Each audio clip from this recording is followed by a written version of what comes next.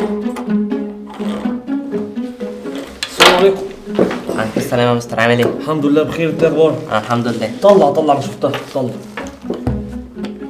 سؤالي كانت عندي امتحان مفاجئ.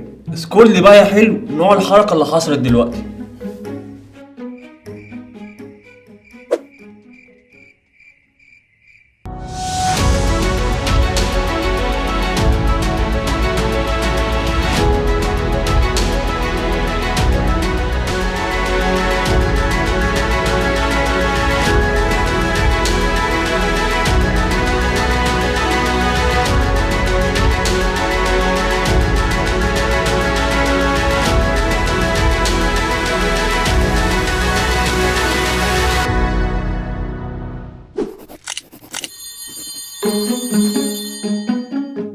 اتعلمنا قبل كده ان الحركة ممكن تتقسم لنوعين. اول نوع فيهم اسمه الحركة الانتقالية، ودي بتحصل لما يكون عندي جسم زي العربية مثلا تتحرك من مكانها وتروح لمكان تاني. هنا الجسم اتحرك او اتنقل من المكان الاساسي للمكان الجديد. طيب لو الجسم دوت فضل يروح ويجي، اسم الحركة دي ايه؟ بالظبط الحركة الدورية. ومعنى ان هي دورية ان الجسم بيكرر حركته بانتظام، وده النوع التاني من الحركة. فسيادتك بقى في الاول كده لما حركت لي العربية، نوع الحركة كانت ايه؟ كانت حركة. حركة جامدة يعني. نوعها ايه، انتقالية ولا دورية؟ انتقالية. ماشي، سيبك دلوقتي من الحركة الانتقالية وخلينا نركز على الحركة الدورية.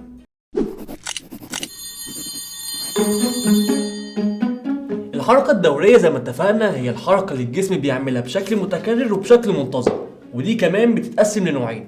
أول نوع فيهم اسمها الحركة الاهتزازية، أما النوع التاني اسمها الحركة الموجية. سيبك منها دلوقتي وخلينا مركزين على الحركة الاهتزازية علشان تفهمها معايا. فتح مخك وتخيل معايا. دلوقتي انت قدامك كورة متعلقة بخيط، اللي لو شديناها من الجنب وسبناها هتبدأ تتحرك يمين وشمال. ولكن ملاحظتش انها بتتحرك يمين وشمال بشكل متكرر، علشان كده بنسمي الحركة دي حركة دورية.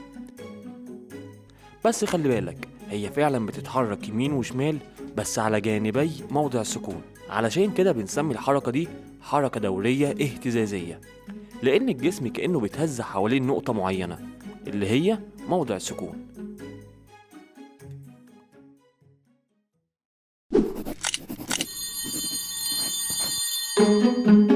تعرف زمان لما انا كنت لسه طالب في المدرسه كنت دايما بطلع منها الاقي الراجل معاه المرجحه اللي على شكل مركب دي. اكيد انت جربتها ولا شفتها قبل كده. خليني بقى اسالك سؤال، تفتكر انهي اكتر لحظه بتكون المرجحه دي فيها سريعه؟ لما بتعدي عند النقطة اللي في النص. برافو عليك. ودي معلومه مهمه جدا عن الجسم المهتز. اي جسم مهتز بيكون عند اقصى سرعه ليه عند النقطه اللي في النص اللي هي موضع السكون.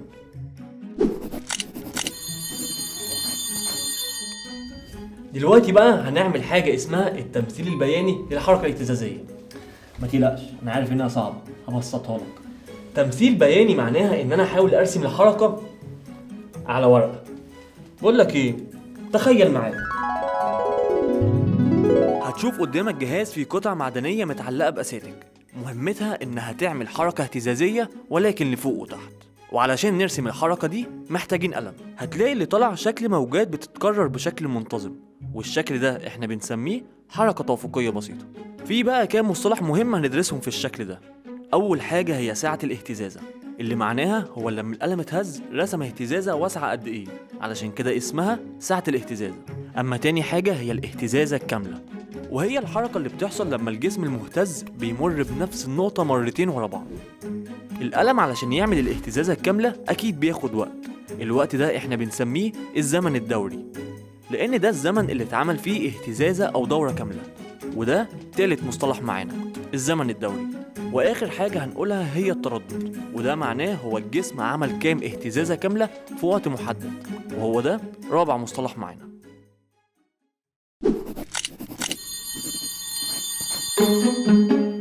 وهو ده التمثيل البياني اللي انا كنت عايزك تتخيله، وقلت لك كل المعلومات اللي انا كنت عايزك تعرفها عنه. يعني عندك مثلا التردد، الزمن الدوري، سعة الاهتزازة والاهتزازة الكاملة. كده نكون خلصنا حصتنا، ودلوقتي جه وقت سؤال اخر الحصه. تفتكر ايه في حياتنا يعتبر حركه دوريه اهتزازيه؟ لو انت عرفت الاجابه اكتب لنا في الكومنتس. خلاص انت عرفت بقى. لو الحلقه عجبتك شيرها مع اصحابك، واستنونا الحصه الجايه في درس خصوصي. مستر هو انت تعبان؟ ليه يا حبيبي؟ ايه تحليل القلب ده؟ تحليل قلب؟ والله العظيم انا تعبت. طب والله حلو.